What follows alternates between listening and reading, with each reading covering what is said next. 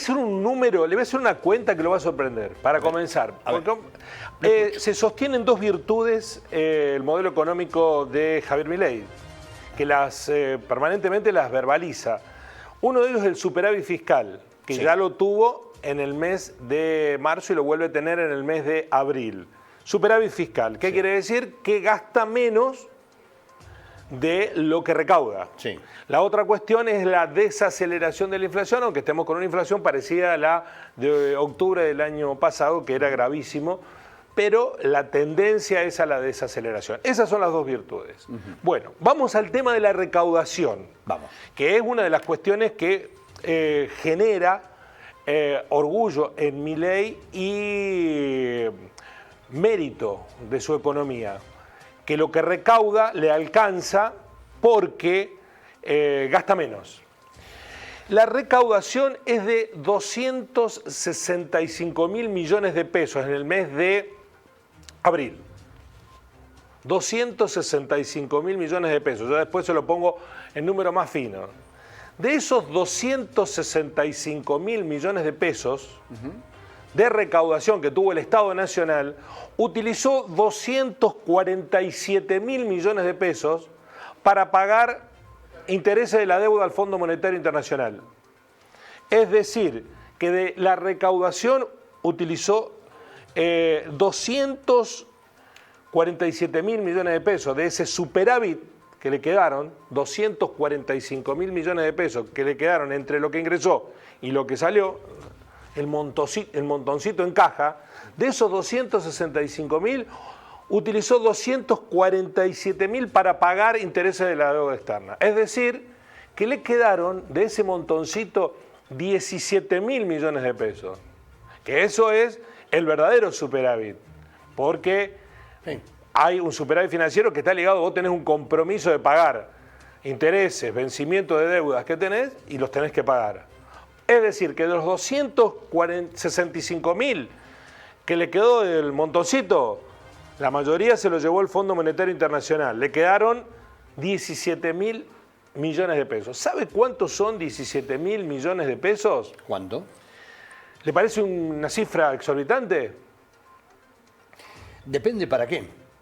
Para el funcionamiento de un país no es nada, bueno, o es muy poco. Vamos a poner 1.000 para que nos salga. 1.000 pesos son $1. Sí. ¿No? Sí. 10.000 pesos son $10. Sí. 100.000 pesos son $1.000. Sí. ¿No? Siga sumándole cero. $100, perdón. 100.000 pesos son $100. $1.000 son $1 millón de pesos. Es $1 millón de pesos. $1.000 es $1 millón de pesos. $1 millón de pesos. Bueno, 10 millones de dólares, ¿cuántos son? 1.000 millones de pesos. 10.000 millones de pesos. Sí. 1.000 millones de dólares. 10 millones de dólares son 10.000 millones de pesos. Nos estamos complicando la vida. No. 10 millones de dólares son 10.000 millones de pesos. Sí. ¿Sí? 17.000 millones de pesos son 17 millones de dólares. Sí. Lo que cuesta un jugador de fútbol. Sí. ¿No? Sí. No Messi, no Mbappé. 17 millones de dólares. Eso le quedó al gobierno de superávit. De eso está orgulloso el gobierno. 17 millones de dólares, que son 17.000 millones de pesos. Bueno, pero ¿a costa de qué le quedó eso? ¿A costa de qué? Y eso es lo que vamos a ver. Sí. Porque a veces cuando uno ve las cifras, dice 17.000 millones de pesos. Es mucha plata, 17.000 millones de pesos. No, el tema también son los otros 247.000, dijiste. 247.000 que le pagamos. Porque, a ver. Al Fondo Monetario Internacional de Intereses. Claro. Los que nos habían quedado inicialmente eran 265.000 millones de pesos. Claro. Se fueron 245.000, nos quedan 17.000.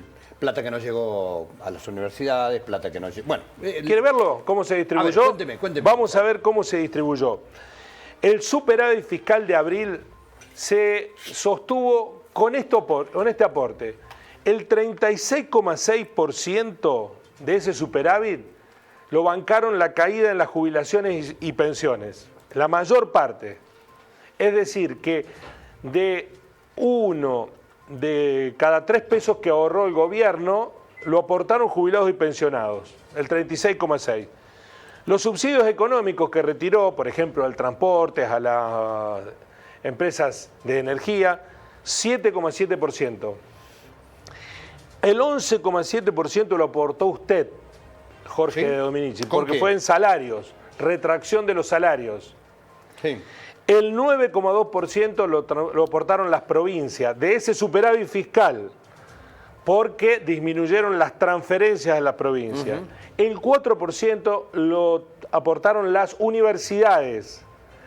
El 26,5% lo aportaron los gastos de capital, que son las obras públicas que no se están terminando o no se están realizando. ¿Qué se suspendieron? ¿Qué se ¿Hay suspendieron? alguna en marcha? No, bueno, Por parte del gobierno nacional, con digo. algunos gobiernos provinciales hicieron arreglos para darle continuidad. Puntualmente algunas. Algunas sí, efectivamente, con algunos votos que se necesitaban para la negociación de la ley base. Bueno, así se sostiene. De esta manera se paga en términos de eficacia económica el superávit que nos quedó de 17 millones de dólares, o sea, 17 mil millones de pesos. Con el aporte de 36,6% de jubilados, 26,5% de gasto del capital y, como ven ustedes, los otros gastos, como son salarios, que está en el tercer rubro, subsidios económicos en el cuarto rubro y universidades con el 4%. Perdón, Guillermo. Sí. Estaba viendo que sacando gastos de capital, realmente en los que más impactó realmente estos recortes han sido jubilados y pensionados y salarios y otros. ¿O me Exactamente, equivoco? y transferencias a las provincias. Son los tres que más han padecido sacando las obras. ¿Somos la casta? Aparentemente. Esa es la composición, es decir, de los 100 que se ahorraron, 36 lo aportaron jubilados y pensionados, 26 capital. Ahora, ¿cuánto retrocedieron jubilaciones, cada uno de estos, en sus ingresos para hacer este aporte? Bueno, vamos al siguiente cuadro y ahí lo vamos a ver. Son datos del Centro CEPA publicados hoy. Jubilaciones y pensiones retrocedieron un 26%.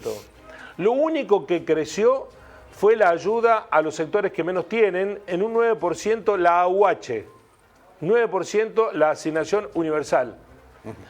Mientras que los subsidios de la energía retrocedieron un 13%, los subsidios al transporte un 17%, los gastos de funcionamiento del Estado un 18%, las transferencias a las provincias, por eso las provincias están como están, por eso veíamos y vemos lo de Misiones, lo que está ocurriendo. Las transferencias a la provincia retrocedieron un 73% en abril de este año. Recordemos que cada vez que hablamos en estos términos es comparándolo con abril del año anterior. Siempre es comparación interanual. Bien. Mientras que las transferencias a las universidades retrocedieron casi un 30%. Por eso las universidades están como están, un 27%. Y la obra pública, por eso hay algo de obra pública que se está haciendo. La obra pública retrocedió en un 78% el aporte del gobierno. Es decir, que en abril de este año el gobierno retiró los recursos en un 80% respecto de lo que se aportaba en abril del año pasado. Son números que explican todo el esfuerzo que están haciendo millones de argentinos para cumplir esa consigna de tener superávit fiscal. ¿Cuánto? Un jugador de fútbol, 17 millones de dólares.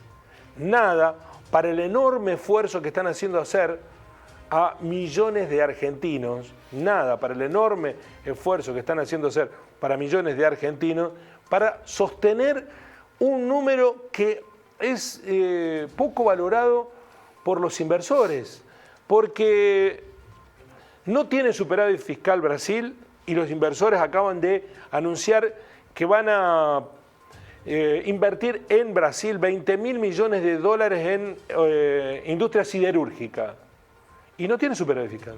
No tiene superávit México, no tiene superávit los Estados Unidos, no tiene superávit España y los flujos de inversión llegan significativamente. El superávit fiscal se transformó aquí en un dogma sostenido porque sí, porque ¿a costa de qué? Lamentablemente, a costa de nosotros.